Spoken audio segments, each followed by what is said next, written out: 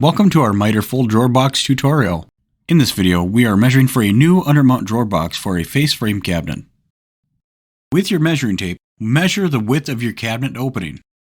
Your formula is opening width minus 5/8 of an inch. In this example, that is 9 inches minus 0.625 inches. Now, we measure for the height. Your box height is determined by the opening height minimum.